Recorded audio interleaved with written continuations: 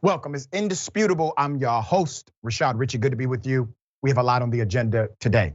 Breaking down news of the day, none other than Ben Carollo, breakdown contributor and host of Bleep Blop Ben. That's on Twitch. Always a fascinating breakdown. Top story of the day.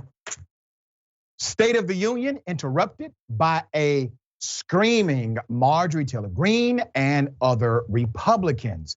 Joe Biden looked unprepared, and I have a problem with that. Here it is. Instead of making the wealthy pay their fair share, some Republicans want Medicare and Social Security to sunset. I'm not saying it's a majority. Let me give you, anybody who doubts it, contact my office. I'll give you a copy. I'll give you a copy of the proposal. That means Congress doesn't vote. Well, I'm glad to see you. And I tell you, I enjoy conversion. You know, it means if Congress doesn't keep the programs the way they are, they'd go away. Other Republicans say, I'm not saying it's a majority of you. I don't even think it's even a significant, but it's being proposed by individuals. I'm not politely not naming them, but it's being proposed by some of you. Look, folks, the idea is that we're not going to be moved into being threatened to default on the debt if we don't respond. This is out of damn control. Now, naturally, Marjorie Taylor Greene and the Republican cronies were out of order. No question about it. Remember, this kind of started when President Barack Obama was in office. He gave his State of the Union. A Republican yells, "You liar." Remember that? Okay, we are continuing the de-evolution of our political brand. So this thing goes down. It is important to note what President Biden was talking about. He was referring to your money, my money, being paid into their system called government, and then us being able to get access to our money again. Yeah.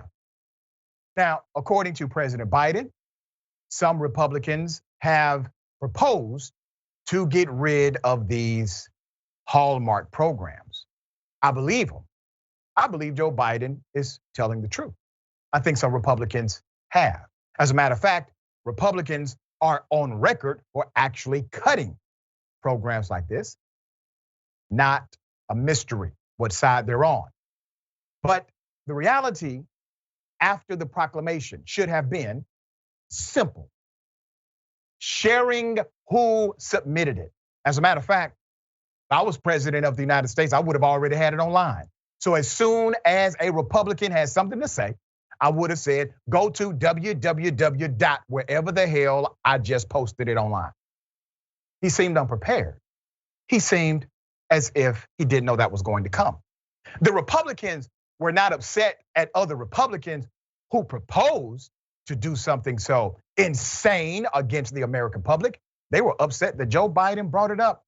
And it seems as if Biden wanted to be courteous. He wanted to be polite. So because he wants to be so polite, he's not going to share whoever proposed this disastrous plan. Does that make sense? No.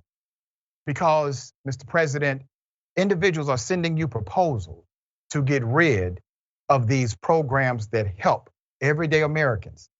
Those people are against Americans. And sir, why would they send it to you, of all people? I have a question. Now, Marjorie Taylor Greene, the individual who decided to act exactly like she was looking that night, said this.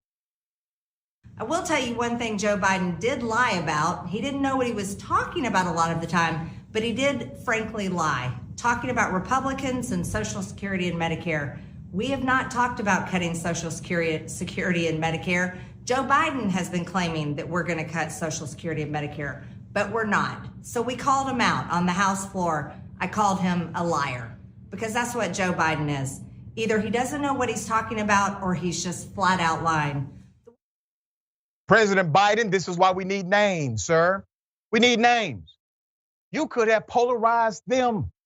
There's a strategy, a style connected to politics. You signed up for this job. You're in the industry. You know how to execute. You understand the game. In that moment, you could have polarized them with a simple thing. It is called truth and facts. You could have won it with truth and facts in that moment. Now, overall, the speech was okay. Not heavy on the deliverables, in my opinion, but it also highlighted this reality. Democrats do have winning messages. They just don't know how to do it. They do have winning strategies. They just do not implement. All right, let's go ahead and get into the shenanigans. Even before the State of the Union, Marjorie Taylor Greene was doing this. Let's put it up full mass. Yes, walking around with a big white balloon. She appeared ready with a State of the Union stunt on Tuesday, patrolling the halls of Congress with a large white balloon in reference to Republican criticism of the Joe Biden debacle connected to the Chinese spy balloon. I do believe the administration lacked precision on that. Just an innocent white balloon, everybody, the Georgia extremist said, hours before Biden's address to Congress, attempting to keep aloft the balloon saga, which ended when it was shot down off the Carolinas. That was Saturday. Greene did not discuss, however, the Pentagon and their disclosure that count them, three Chinese balloons passed over the US during the presidency of Donald Trump, only for the Trump administration to fail to spot them. Biden's national security advisor, Jake Sullivan, told reporters earlier improvements to surveillance under Biden enhanced our capacity to be able to detect things that the Trump administration was unable to detect. Let's put Marjorie Taylor Greene's picture up again. I want to show you a contrasting strategy. You see that?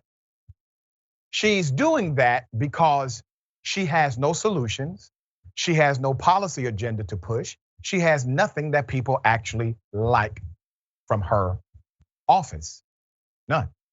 But she does have the style that they like. She does submit insanity on top of insanity. And when you have indoctrinated a particular political class to think that is a solution, that is helpful, then you continue to feed them. They have lowered the bar so much that people who support them don't talk about policy anymore. Remember, Republicans stopped talking about policy a long time ago.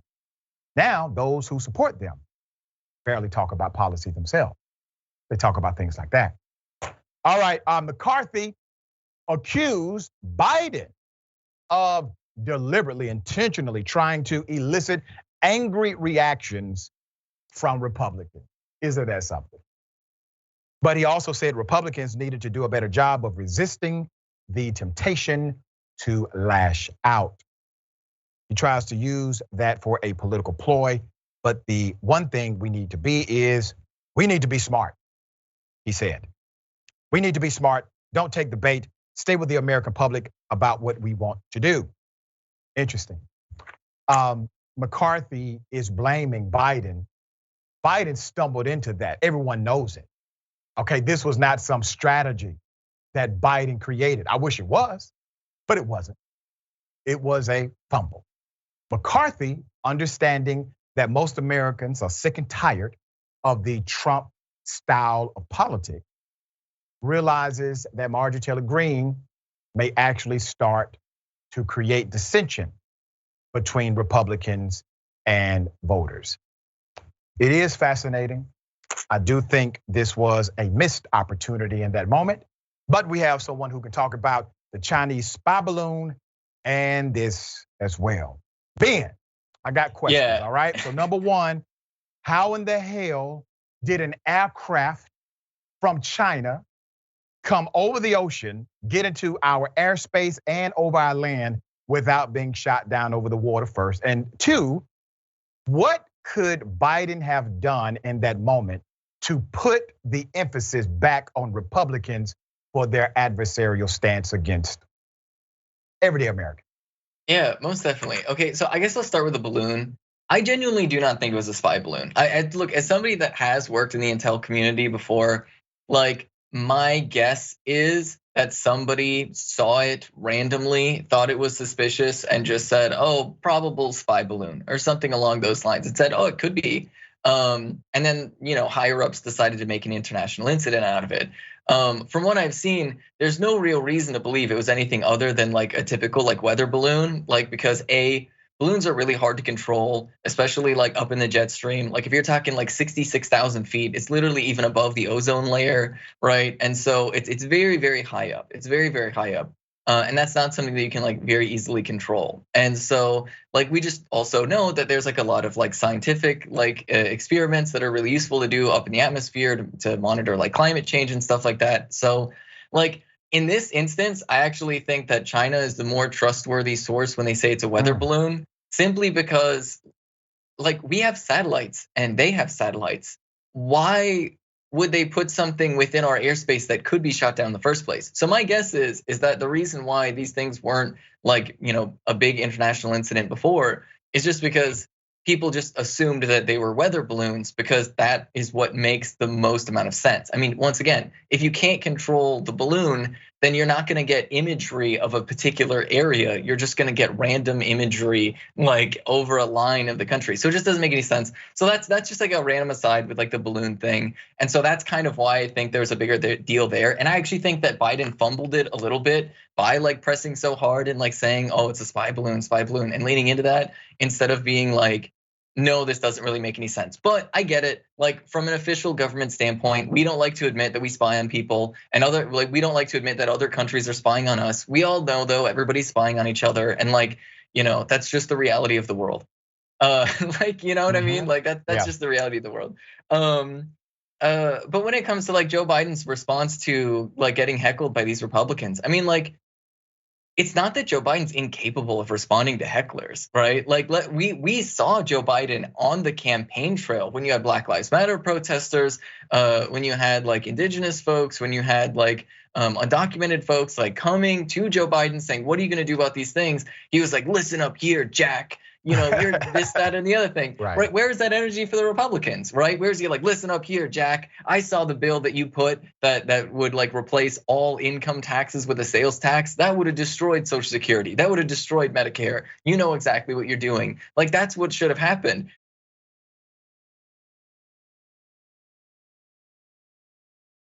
One of the cops charged with the murder of Mr. Tyre Nichols sent his lifeless body via text message to multiple people, put up his picture full mask. It's a damn shame. Former Memphis cop Demetrius Haley, one of the fired and charged officers, also took at least one photo of the victim after the brutal attack and texted that photo to at least 6 people who are currently unidentified. Officer Haley was fired in the days after Nichols died from his injuries sustained because of a traffic stop on January 10th. Let me give you background. The Memphis Commercial Appeal on Tuesday first reported the latest developments and cited a police statement about the violent traffic stop on January 7th. From the Commercial Appeal, it says the statement, which was obtained through a public records request to the Peace Officer Standards and Training, was sent by the Memphis Police Department in its request to have now former officers Tadarius Bean, Haley, Justin Smith, Desmond Mills, and Emmett Martin III decertified. On Haley's personal cell, Officer Haley took 2 photographs while standing in front of the obviously injured suspect after he was handcuffed. The document read, Haley admitted he shared the photo in a text message with 5 people, one civilian employee, 2 MPD officers, and 1 female acquaintance. The memo goes on to say a 6th person was later found to have received the same photograph. Now, what do you think is going on here? Who do you think he's sending the photographs to? He's sending the photographs to other cops. He's sending the photographs to individuals that he wants to brag with about his trophy, which happens to be an unarmed black male that presented no threat. You see, this, once again, is a cultural dynamic. Was he texting people to help him cover it up? Did he text individuals who would be in charge of maybe, perhaps, prosecuting something like this? We don't know presently. But we do know he took that opportunity to send text messages to people who he believed, at least, would find some level of amusement from a body beaten, bloody on the ground. That's sick. These are the individuals patrolling our streets, ladies and gentlemen. Ithaca, New York, gave an exhaustive psychological evaluation to everyone who passed their basic training under the leadership of their former mayor.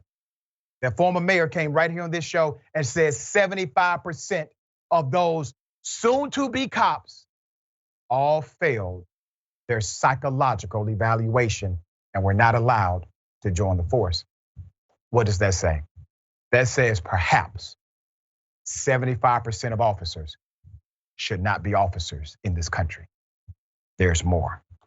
The new report at least partially confirms suspicions that photos were taken of Nichols as cops took turns delivering punches and kicks to the restrained 29-year-old male.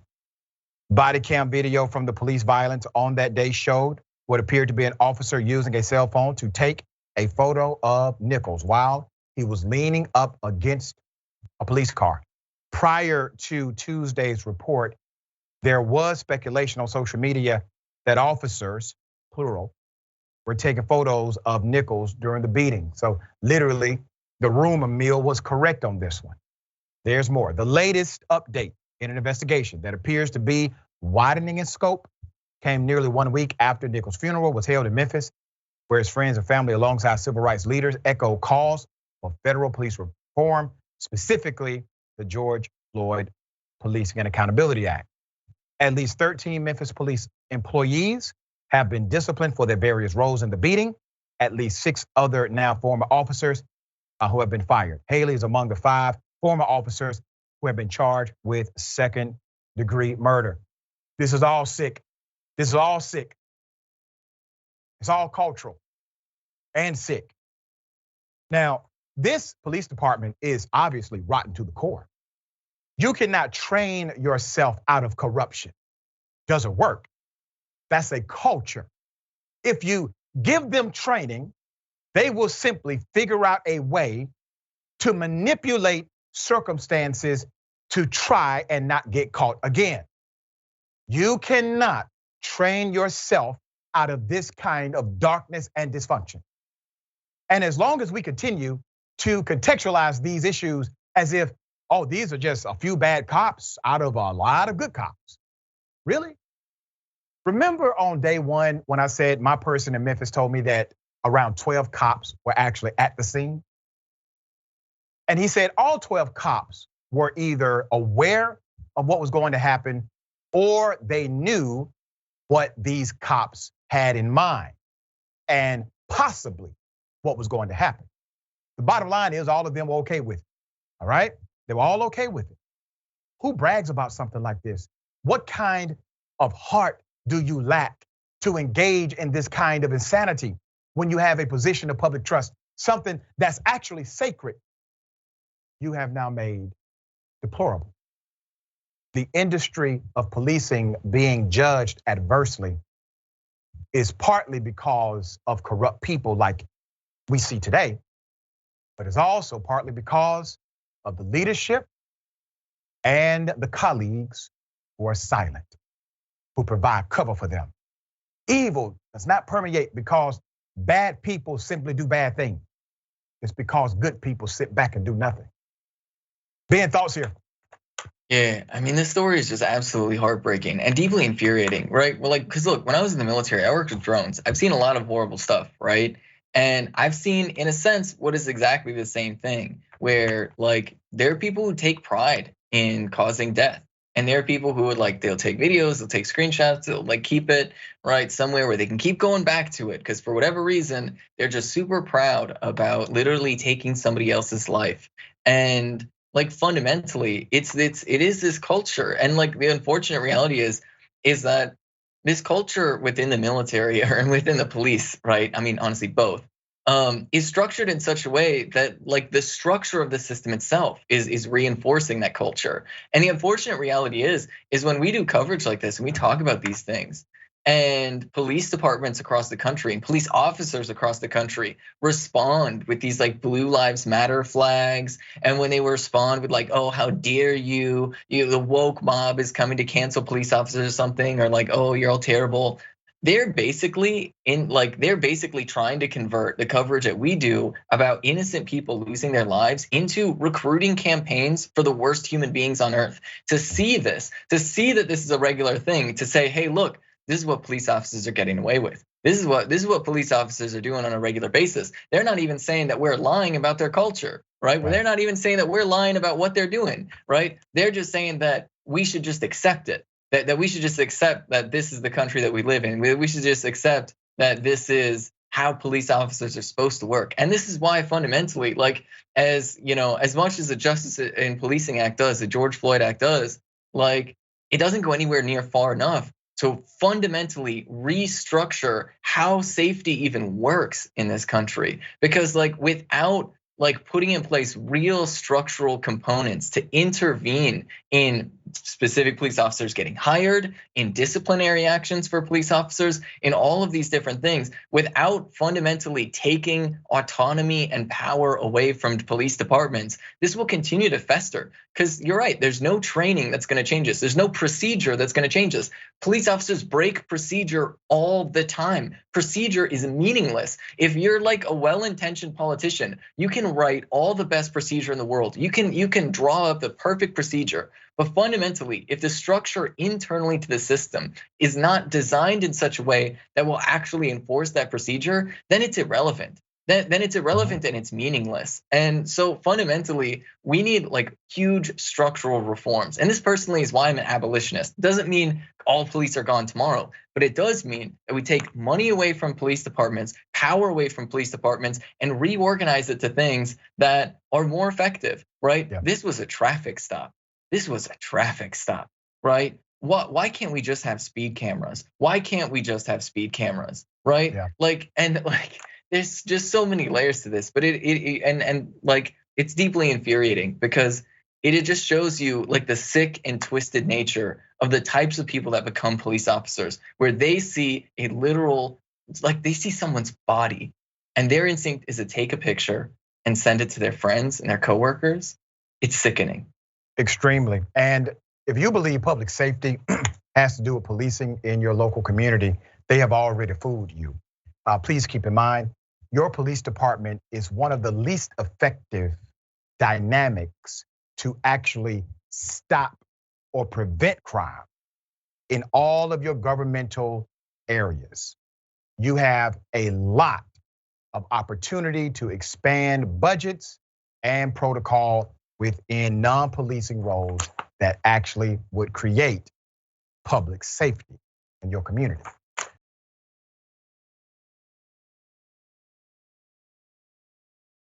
We first brought you the story of a man in Walmart who had a police called on him. They misidentified him. They still arrested him. We covered the story first. We brought him on the show. Now his charges are dropped. I'm going to remind you of the incident that went viral. Here it is. Here. That's not bad. A year? Yes, you can't come back. That was like 10, 15 years ago. No What are you talking about? There's no limit on that. When We're you trespass, grocery you can't come shopping. back. What are you talking about? You're trespassing the store. You're not allowed to be here, all right? It said Let 10, him 15 go. years ago. No. Let's go. Where are you taking him? What the? Where are you taking Mom him? wants you trespass as well, so let's go. For what? For grocery shopping? Hey, that guy right No, there. for being trespassed. For grocery shopping? Hey, look, record him right there.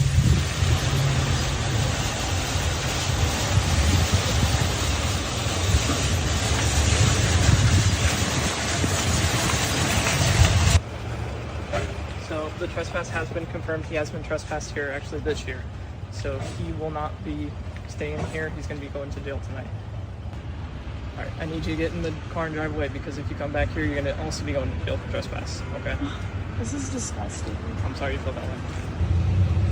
I'm literally gonna go on the seizure. I'm telling you. If you go into seizure, let me know. I'll have EMS come out. He went to jail for absolutely nothing. The security guard, loss prevention guy at Walmart, called 911 and said, no. This is the guy. Gave a name, gave a description, said he was in the store earlier. He had already been trespassed that year. Well, he was wrong. That was not the person. And if the officer would have done one simple thing, sir, can I see your identification, please? If he would have posed that question, he would have seen clearly the individual that the security guard thought he was not. But it did not go down that way. They assumed that the white male who works at Walmart was simply right and did not care about evidence being presented. We got the 911 call. And so we clearly heard the security guard double down that this was a particular person. Now, after this happened, let me go to the Walmart security call. Let's go to it. Fernando County Sheriff's Office, Operative 43, the phone's recorded. Okay, tell me exactly what happened. There's an Asian male in the store right now. His name is Cody Vonderlin. He is trespassed from the store. He is not allowed to be here, and he also tends to be violent and carries weapons. What is he wearing? I did not get a great look at him. I think it's like a blue long sleeve shirt and a backwards hat. I didn't want to make eye contact with him because he's very aggressive, and he knows who I am. Okay, give me one moment to know that. Okay, Julie Emers calls with dispatch, sorry. Yeah, he's looking for you. Where is he? HVA. He's looking for me? Yeah, he's standing at West East Shop and he's standing in Action Alley looking around looking for you. Yeah, this guy's he's got to get arrested. I'm tired. He can't be in here. This guy absolutely sucks. Okay, you said he's very aggressive and he carries weapons? He tends to carry knives on his person, yes. And he is very confrontational, very aggressive. Okay. Yeah, he's still looking around looking for you. Does he have a vehicle? The last time he was here, he was also trespassing. He came in like a giant Hummer with a trailer on it. I did not see what car he arrived in today. All right, let me say for the record, that is one scary ass security guard. Now let's put up the couple, the happy couple, in a happy moment with a happy picture. Tony Nguyen is the man who got charged, all right? Tony Nguyen. Tony came to the bullpen. We had a discussion about what happened after we provided the exclusive report. I spoke to Tony after that interview. I connected Tony by his request with an attorney, civil rights attorney Harry Daniels. Let me give you some background. Tony's attorney, Harry Daniels, said the mistreatment of Tony Nguyen by Walmart is the epitome of racial profiling. The charge was brought in an attempt to whitewash the original unlawful arrest. It's baseless and malicious. That's why the charge was dismissed. We will be filing suit against Walmart and the deputy soon. Here is Tony with his girlfriend again, Lauren Caldwell. She actually is the one who filmed the incident. She was also trespassed from the Walmart on November 27th. He didn't know they had their eye on him since he entered the store. Here is the comparison with Cody. So the security guard thought those two people are the same. They are not. Tony told Indisputable he confirmed a no info from the DA, which he called the court clerk's office yesterday. Here's a copy of the discharge paper. We have it right there. They tried to quietly do away with this. In December, Indisputable reached the Walmart security guard who made the phone call. So we talked to him. We said, hey, guy, you made a mistake here, right? You want to apologize to Mr. Nguyen? Security guard said, and I quote, Cody is somebody I have dealt with in the past, and he is known to carry knives. That's why I mentioned knives, okay? Now, the gentleman in the store was aggressive. He was threatening me the last time he was in the store, which is why I called the police to begin with. Oh, so he's saying, oh, well, the other guy threatened me too, right? They both threatened me. Okay, all right. Tony disputes the guard's account. He says he was looking at toys and Christmas decorations for only a few minutes when he was stopped by loss prevention. Hernando County Sheriff's Public Information Officer could not be reached for comment today. However, in our earlier reporting, a representative of the office denied the incident was racial profiling.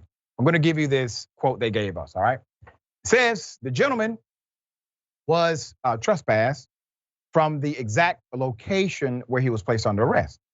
And he was trespassed in the year 2013. 2013.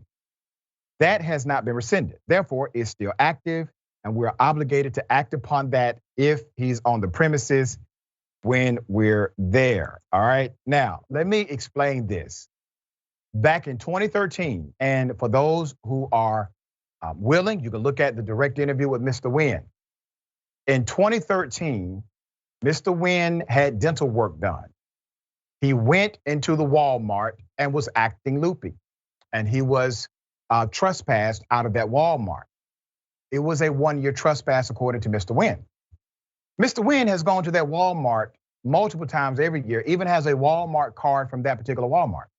Now, many judges, they have determined that if a commercial business gives you a trespass, however, you come back and they transact business with you, they cannot then say, on the 5th transaction, you are trespassing, you cannot come here. The action of commerce for most judges will eliminate whatever protocol of trespass has been issued. You have engaged in a behavior that says you are now invited back into this commercial space. That's how judges typically chop it up. Now, the police are saying, oh, well, he was trespassed in 2013, so we're still right and he's wrong, okay? Just trying to cover their ass. So she agreed that he was confused for another Asian man. Tony seems to be going on the premise that we arrested him thinking that he was someone else. Yeah, that's what the security guard said. So I don't know where the other name came from or why there's a confused identity. But this man was trespassed from that store. Once again, trying to cover their asses. Oh, no, we knew it was the right guy. Yeah. He said, Cody, he just messed the name up, that's all. All right, charges have been dropped. Justice will be served. Harry Daniels has a team of civil rights attorneys, and Mr. Nguyen, well, I'm sure he's smiling. All right, Ben, thoughts here? Yeah, I mean, like, first and foremost, like, come on, that's like the most obvious example of racism I've ever seen in my life, right? Like, those two people didn't look anything like each other. Like, that security guard just saw an Asian man and freaked out, and then tried to justify his freaking out by retconning his, like, belief about the interaction, saying that he was aggressive. It seemed like he was just, even with the police officer as he's being arrested, he seemed like, wait, what's going on? Like, he seemed like the opposite of arrested and like literally like, or the opposite of aggressive, right? And when he was getting in the police vehicle, he said, hey, like, I might have like a seizure, right? And like, he said that very calmly, right? Like, I can't say that I would be that calm. And then going back to the original, like the incident like 10 years ago, I mean, like being loopy after a dentist appointment, like, come on. Like, you cannot tell me that if a white woman shows up at Walmart and she's loopy because she just got out of the dentist, that they're not just going to escort her out of the building and not throw trespass on her, right? Like, let's be real. Let's just live in the real world for a minute,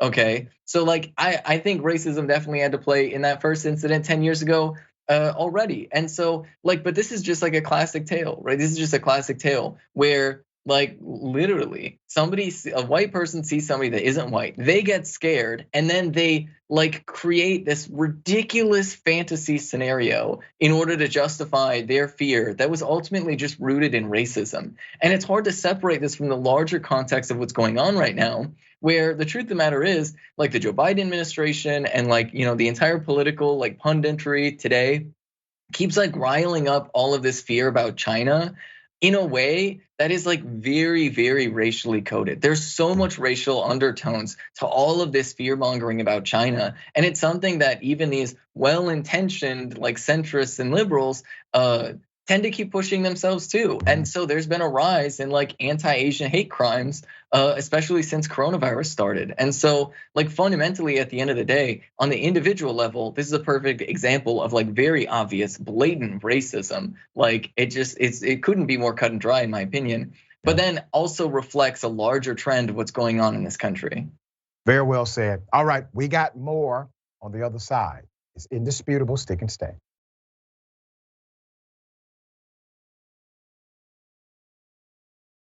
You want to call the police on him for having a barbecue on a Sunday. I feel great! Back off! I'm going to tell them there's an African-American man threatening my life. You need to knock it off. Take as many pictures as you want. I'm telling you, you're going to go to hell if you keep it up. Change your ways. I'm only saying it for your sake. I'm not saying it for mine. Well, that's your opinion, and I respect your opinion, but you can shove your opinion up your ass respectfully. You have no idea. All I can say is Holy Ghost.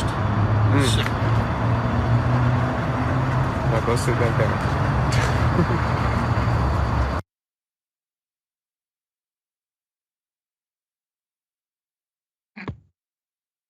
All right, let's put his picture up full mask. Let me say something. First of all, anyone who wears shades but will pull them down in order to look at you, not through the shade, doesn't realize they can just take the damn shades off. You cannot take advice from a person like that. Here's the insanity, ladies and gentlemen. Walking up to individuals who are simply living, existing, minding their business, living their life, walking up to them to tell them that you care, so you're going to criticize them. You don't know them. You don't love them. You don't respect them. You don't care. You see, people do not care how much you know until they know how much you care. This disconnect is there all the time. Individuals who may have a different point of view than you and me, instead of engaging in a thoughtful conversation, create relationship, connection, they rather just correct you for something that's not even wrong. But why? Well, typically these individuals feel as if the only way they are relevant, the only way they are big, strong, powerful, is by othering. All right, Ben, thoughts here? Yeah, I mean, I guess the first thing I'll say is like, who is Jesus friends with? Jesus was friends with literally, like he was friends with criminals and sex workers and fishermen, right? So like if Jesus was running around today, he would be buddies with like girls and like McDonald's workers, okay? Like straight up, like so. And it's just so funny because these people don't follow their own rules. Like, let's just be real. I mean, literally, I'm not here to preach, but also at the same time, like Jesus literally had people come up to him and he's like, what do I need to do? What do I need to do for salvation? And he's like, okay, first step, give everything that you have to the poor and dedicate your life to helping people. And they were like, okay, but is there anything else I can do? Right. And Jesus was like, no, that's the first step number one. But like these people, right? It's like, come on, take the stick out of your own eye. Like deal with your own life. If you think that somebody being gay is a sin, like okay, then you don't be gay for yourself, I guess. I don't know. I personally, if you're gay, you're gay. Be happy. Go live a gay life, right? There's nothing wrong with that, right? Because I think the most important thing is that we find love and joy in our lives, and we try to bring love and joy to other people's lives. And like fundamentally, if your religion is not only getting in your way of that, but also you're getting in other people's way of that, I think you just need to reevaluate your own relationship with your belief system to like, fit yourself in a way that you can actually truly be happy. And so like all that aside, like it is just weird to see this happening. Like what year is this? Like are we like we have satanic panic right now? We have like they're like all this like anti-gay stuff, all this anti-trans stuff, and it's like it's just so wild to see this like unraveling where like people are just trying to bring out this like really old homophobia, and it's just like calm down, like for the love of God, calm down and just let people live their lives. Like literally, what is wrong with you? I'm glad you brought up some scripture context, and I know a little bit about your faith background, and I will remind everyone of this. Scripture says God is love, which means love is God. Scripture also says judge not, ye should not be judged. Scripture illuminates what Jesus said himself. Yahshua never talked about the items that are now front and center with the Christian evangelical movement. I do think there's an awakening that's happening, maybe not on the Republican brand or the Republican side of Christianity, but definitely outside of it.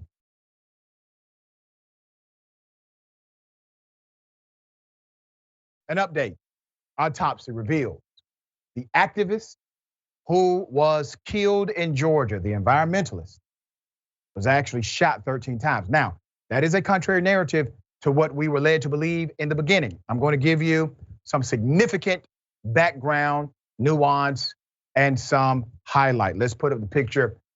The young man who was killed, 26-year-old Manuel Tyre, the environmentalist killed by police in Atlanta. Now, where was he killed? This was the Cop City development. I'm going to explain what that means. It was in Atlanta's South River Forest near the planned site of Cop City. This is a training facility addressed the public for the first time Monday to ask for transparency. The family wants transparency in the investigation. His killing happened amid an escalation of police repression against Cop City protesters, which has resulted in at least 19 people being charged with domestic terrorism since December. Now, they accused the environmentalist of shooting without warning, wounding a trooper before several other officers returned fire. Now, I'm going to tell you why we are more than concerned about the narrative. Number one, you had 4, possibly 5 different police agencies doing an operation called the clearing operation.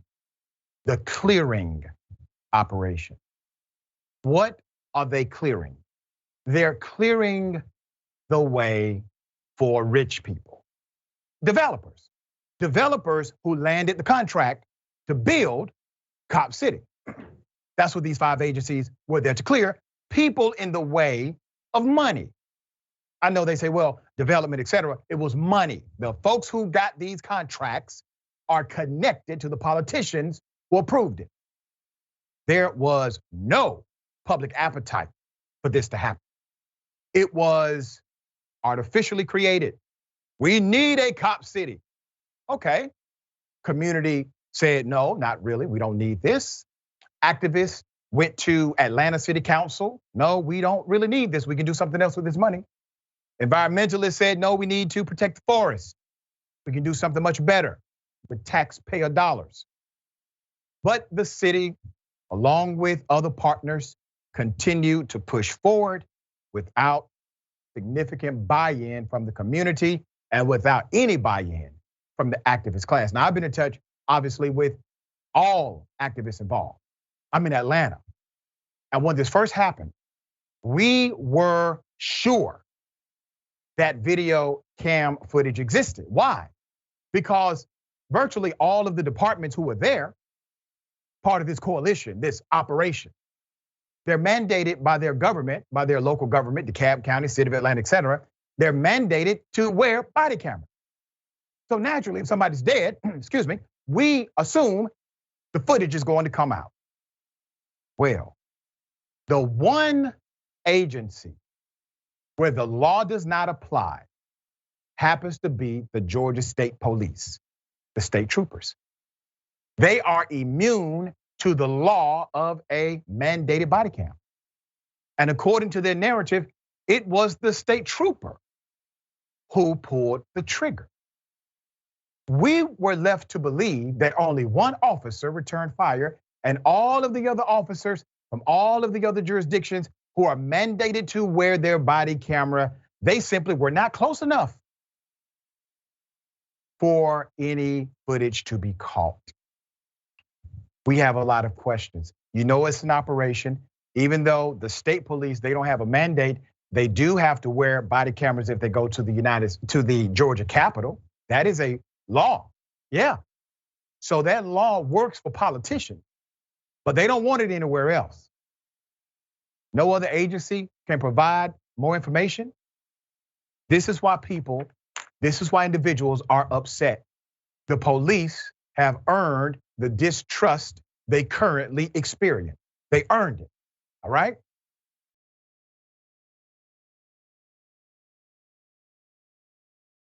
There's more. Let's put up the weapon that they claim Mr. Tyre used. Tyre is accused of shooting without warning. This right here, before several officers returned fire. The GBI says it has tied the bullet that struck the trooper to this gun found at the scene and provided documents showing Tyre had purchased the same gun September 2020. While some details about the January 18th killing have slowly emerged, lawyers representing the family said the family has yet to receive a response of any kind from the GBI, Georgia Bureau of Investigation, about the details surrounding the death. On January 30th, the family hand-delivered a letter to the GBI requesting a meeting with the agency, attorney Brian Spears said. The letter was delivered in hope of receiving an explanation of the details that led to the killing, but it has gone unanswered. Lawyers representing the family have now petitioned the GBI to release audio and video from any agencies involved. We're talking about this multi-jurisdictional coalition. While Georgia State Patrol troopers are not required to wear body-worn cameras, other agencies present for the raid are equipped with them. The GBI has said that no other body-worn camera footage from that day is available. Lawyers also posed the question. They said, listen, we want the drone surveillance camera footage from the site, but have not gotten a response, Spears said. The calls for transparency come after an independent autopsy, which lawyers said was completed last Tuesday, revealed the man they killed was shot at least 13 times by multiple cops. To date, there has not been a full accounting of the events surrounding the killing of an environmentalist that everyone says was not aggressive. The GBI has cited its ongoing investigation into the killing as a reason to withhold information about January's deadly raid. But Spears contended that there's no reason to keep the information private since the state cannot bring charges against the dead person. Let me be very clear. I know the rules of engagement here. There's no case. The individual who should have received due process, creating a constitutionally mandated judicial case, is dead. You killed him. So what investigation are we referring to, gentlemen? What investigation is ongoing? You see, this was simple, real simple. You knew the operation was going to start. You planned for it. Hell, you possibly even trained for it. You coordinated with multiple agencies. And all of a sudden, there's a dead environmentalist. There's no video. There's no surveillance, even though you all had drones and everything else out there. 90% of the police agencies involved all had cameras. And even though there's no body camera for the state police, they are required to have a camera inside of the vehicle. Damn it, where is the video? We believed in good faith that the least you all would have done is provided the bare minimum transparency for this dead 26-year-old. Bare minimum. The family is suffering. Communities are becoming more and more distrustful, not because of them, but because of you. Because of you. This was simple. If your actions are righteous, you make sure that there's plenty of footage available. Something doesn't smell right here. Something does not smell right. All right, Ben, thoughts here?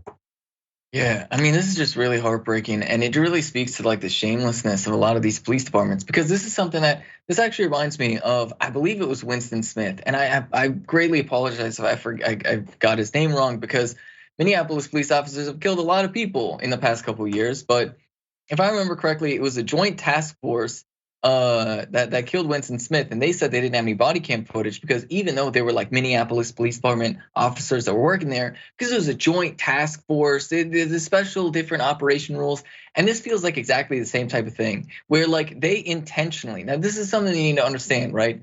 They intentionally separate responsibility and authority from each other, and they also at the same time create these bureaucratic like loopholes so that they could say like, oh, well, this person's responsible, but they don't actually have any authority because they're not really the person that was in charge. The person that was in charge was over here, and they didn't really know what's going on. And so I guess it's nobody's fault then. I guess it's nobody's fault. And there's a lot of that, like just throughout our society in general, but especially when it comes like police officers, where they intentionally create these ambiguous workplace environments so that you can have that degree of uncertainty. Like it's something that they do on purpose, right?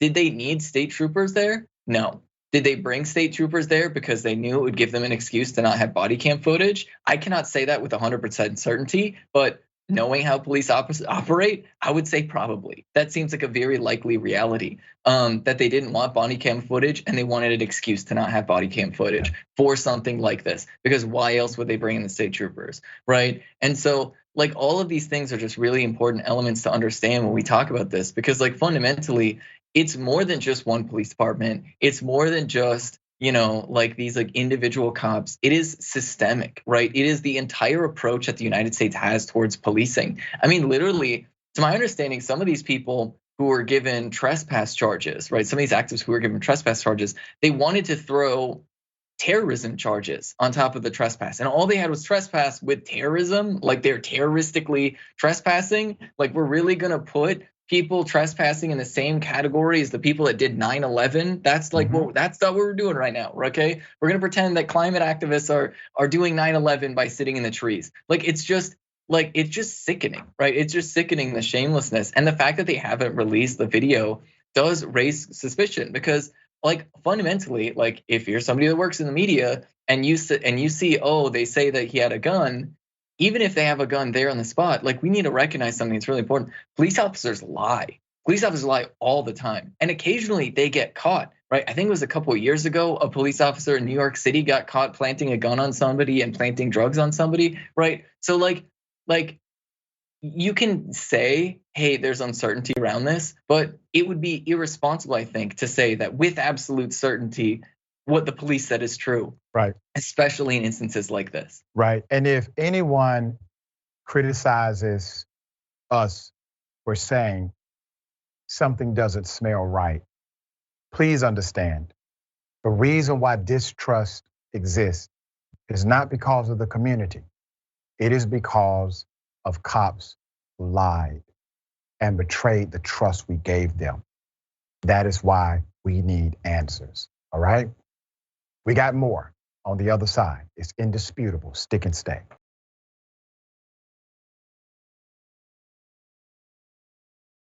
Family sues cop and district for this. Put up the picture. You will see an officer with his knee on the neck of a 12-year-old girl. A federal lawsuit was filed Monday against the Kenosha Unified School District, City of Kenosha, and a Kenosha police officer on behalf of a 12-year-old girl and her father. In March 2022, off-duty officer Sean Getschow tried to stop a fight between the victim and another student and put his knee on the 12-year-old girl's neck. He did this for more than 20 seconds. He resigned from his role with the school a few days following the incident. In a statement Tuesday, the Kenosha Police Department confirmed that this officer is still an active officer with the department. He was placed on administrative leave pending the outcome of 3 separate investigations. However, the department found this cop did not violate anyone's civil rights, nor did he commit a crime, and he was returned to active duty last week.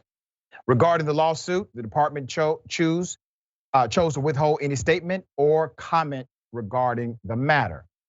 Let's put up this individual. It's really interesting, okay? According to the complaint filed by the attorney, his name is Drew Deviney. Perez's daughter could not breathe while the cop had his knee on her neck.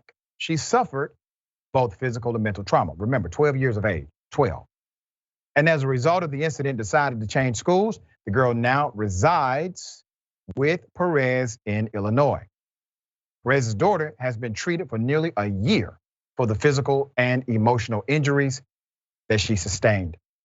Although she is not healed yet from her trauma, she is ready to stand up for herself, said the attorney. Deviney also said the Kenosha County DA's office, ran by this guy, Michael Gravelli, declined to press charges, but originally charged who?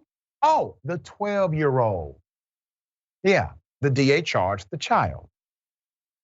The attorney said there was never a conviction and that case is in fact closed. Just doing something to scare children into not standing up for themselves when a cop is a criminal against them.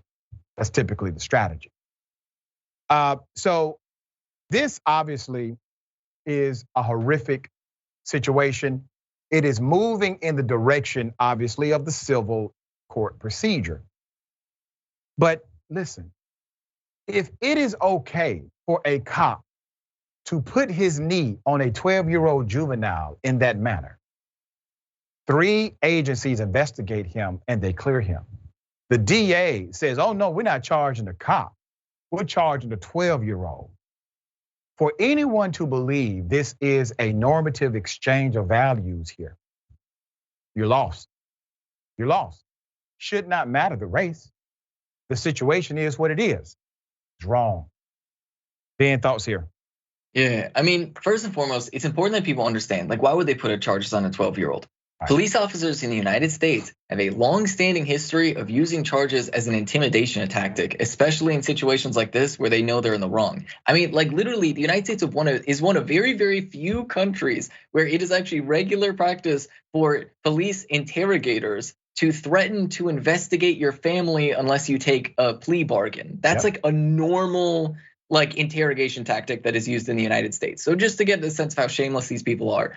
But like when you look at that picture, right, and you hear what happened, it's hard not to see how that, like, I don't understand. How is that not felony assault? How is that not child endangerment? These seemed like pretty obvious crimes to me. So how, I don't understand the decisions that they're making. It's kind of funny how the police department decided that one of their own co-workers isn't a criminal. It's just funny how it's always internal like that. It's really amazing stuff. And so like, but this is just the shamelessness that like not even children are safe. I mean, because yeah, I get it. Like if 2 12-year-olds are in a fight in like a middle school or whatever, right? That's like annoying to deal with, and you have to like figure out how to like get the kids to like not be fighting each other. But if you want to teach children that violence is not the answer, you don't commit acts of violence against them to get them to stop what they're doing. That is actually going to teach them the opposite lesson while also traumatizing them. And so like, it's just shameless and evil that this is something that happens in our country, honestly, with more regularity than it should. Yep. And it teaches children that if you are a certain person, you can get away with abusing children. Very sad.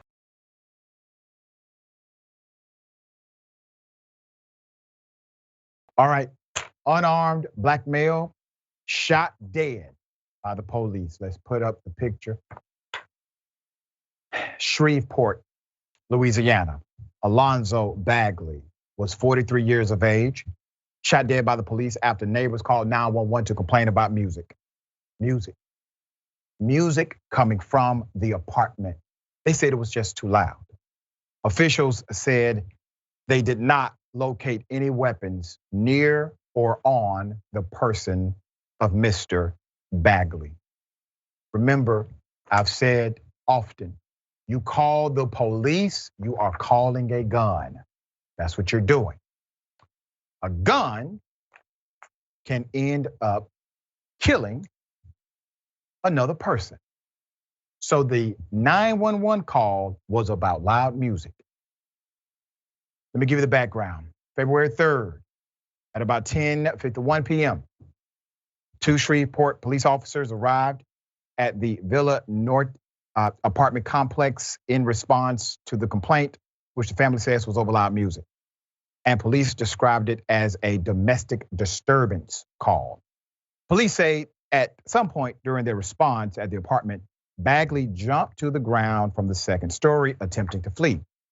Following a short foot pursuit, SPD officer Alexander Tyler located Mr. Bagley as he rounded a building corner and fired one shot from his service weapon.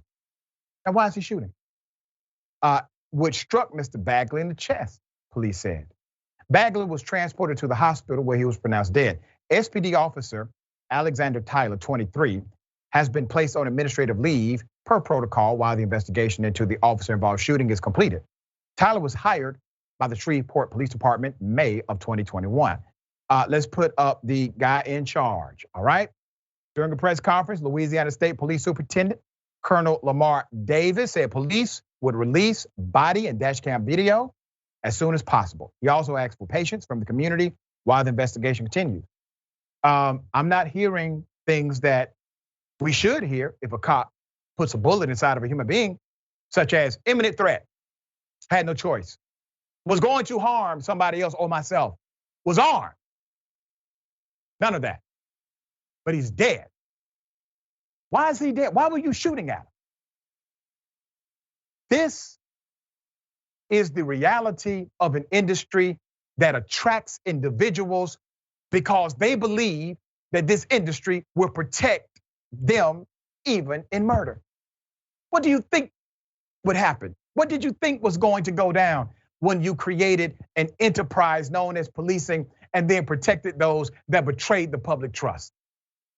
You attracted those who are willing to betray the public trust from day one. Ben, thoughts here?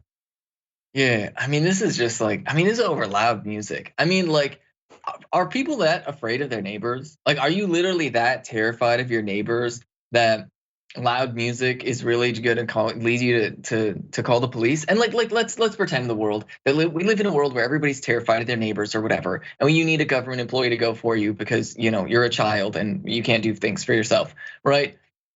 Maybe perhaps, right? A better program than sending a man with a literal gun would literally be to just pay retirees like an extra bit of money where, like, if there's a noise complaint in the building or in the neighborhood, right, to say like, okay, well, have the neighborhood like person or whatever show up and knock on their door and just say, hey, I think the music's too loud. I just got a call. Would you mind turning your music down a little bit? And like, that's it. That's the end of it. But instead of having that, we have a system that by default either is nothing or a man with a gun comes and threatens somebody's life, and in this instance, literally kills someone. And so and so just think about that. If your neighbor is bothering you about music and you're too cowardly to say anything about it yourself, like, you need to ask yourself, is it worth putting that person's life in danger? Do you really want that person dead because their music is a little bit too loud? Like, calm down, right? And like, just everything about this is so infuriating, and it speaks to how, like, honestly pathetic, like, a lot of people in the United States are, that they're too terrified to talk to their neighbors in this way. Yeah, we will bring updates as they come. I do expect the video to be released soon.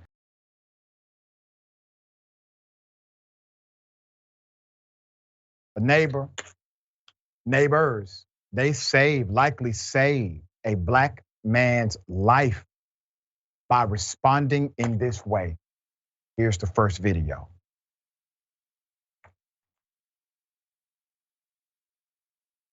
What's going on? I'm so confused. Like, what are they even talking about? We need to make sure you don't have a gun. I don't have no weapon, sir. He's holding a phone. I have no weapon. This is a speaker. I don't have anything on me. Then walk towards us. These guys I don't have anything on me. I have nothing. What? He's not holding a gun. I'm afraid of The person, what are you talking about? We're much more scared of the police in this situation than this guy. Can you guys calm down? Calm the down.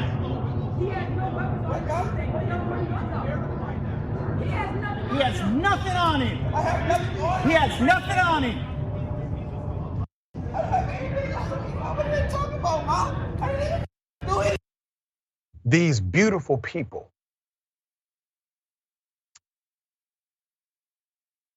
they stood up. They saw what was happening, and they saw the potential of what could have happened. Then a bystander does something amazing. Here it is. You don't have a gun. Come here with your I can't even see anything, man. I know, I can't see anything either. You want me to walk up with you, man? Yes, sir. Yeah, I'm gonna walk up with you, okay? Bro, I'm just getting on the ground. I'm not even walking anywhere, bro. They're aiming guns at me.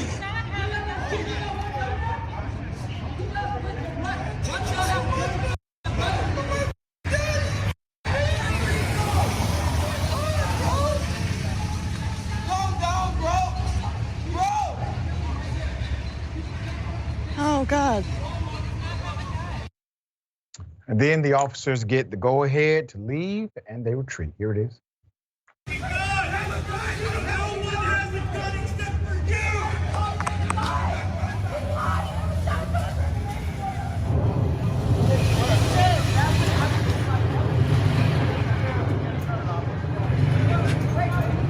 They don't care if you have a gun. Oh my God, this is crazy.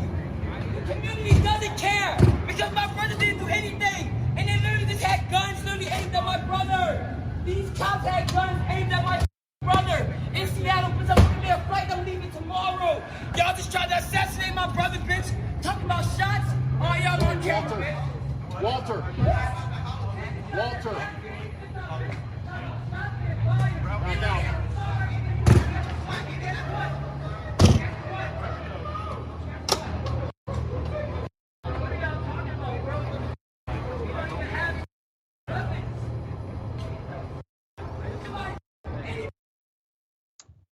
Let me tell you why these cops left.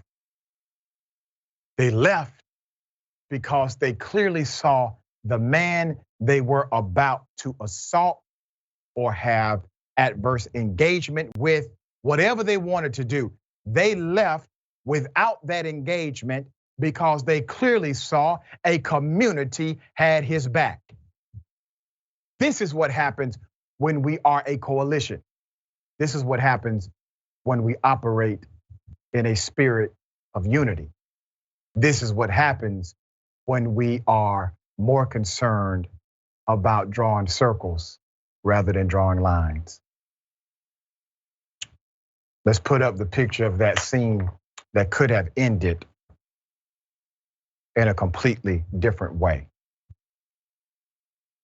It was last Wednesday evening when reports of gunfire and shouting near 12th and Mercer in Seattle led to a tense face-off between bystanders and East Precinct Seattle police, taking aim at a young, unarmed, not involved, completely innocent, random black male. Thankfully, as the video shows, the officers decided to retreat as bystanders gathered around the young man. Video of Wednesday's incident sent to CHS after it was recorded around 7 p.m. shows 4 minutes of the short standoff as police took their position of the dark street, and one officer aimed his rifle, commanding the upset subject to drop any weapon and get on the ground. The confusing scene continued with police yelling commands as concerned bystanders told the officers to back off. According to East Precinct radio updates, police had been dispatched to the area after 911 caller reported a gunshot and a second caller reported 2 shots along with somebody yelling, "Everybody's going to die." But people at the scene told police there was no shouting and no gun, only a young person in a yellow sweater upset and suffering a crisis. According to radio updates, officers at the scene reported bystanders were actively hindering their response and asked for permission to back down. "We're going to go ahead and disengage," one officer says, confirming the response found no victim and no shell casings in the area, only 20 bystanders with 4 surrounding the subject. Isn't that something? I didn't even know that kind of call existed. So literally, a cop can call back to the precinct to say, "Hey, permission to stand down, too many community people out here." Now, if they were in a black neighborhood, they would have said, "Hey, permission to call in SWAT, the helicopter, and everything we got. We got hostiles in front of us." There's more. The witness who contacted the Capitol Hill Seattle blog said, "I was told by one witness afterwards that the precipitating incident had been the victim slapping the stop sign on the corner." That's it. The stop sign on the corner. The victim told me he had gotten into an argument, went outside to cool off. He was listening to music on his Bluetooth speaker, which is what the cops thought. Oh, that must be a gun. Black man, something in his hand, gun. Okay? He was terrified and sobbing when it was all over. I'm sure it did not make his temporary crisis any better. Here's the report on the incident provided by SPD. Believing him to be possibly armed, they say. Police attempted to detain the subject by giving him verbal commands at a distance. The man ignored command. As police were giving the man commands, multiple community members encircled the subject and attempted to obstruct officers' paths to approach the man while filming the incident. Now, can I say this? That would have read completely different if those members of the community were not there. That could have read, "We were in fear for our lives. We thought he had a gun. So we proceeded to engage the subject who refused to drop what we believe to be a weapon." Despite police informing citizens the man may be armed, the community members continued to interfere, they say, and became increasingly hostile. Based on the number of community members becoming involved and their unwillingness to comply with officers' commands, it became clear there was no safe means to detain the subject without unnecessarily endangering everyone that was now involved. Unable to investigate further, officers disengaged and left the area. Police found no evidence of a shooting at the original scene and no gunshot wound victims were reported. Now, once again, they left because people in the community told them to get the hell on. I have never seen this before. Not in communities that I'm in, never. Did not even know it was a thing. Let's put him up, Seattle Chief of Police, okay? Adrian Diaz and East Precinct Captain Eric Sano. Buck stops with them. All right, Ben, thoughts here? Yeah, I mean, okay, reading the comments from the police department is honestly hilarious because they're like, they were obstructing us and they were hindering our ability to do this engagement. And like, come on, you were pointing a gun at a random innocent young man. Like, what would have happened? Like, let's be real.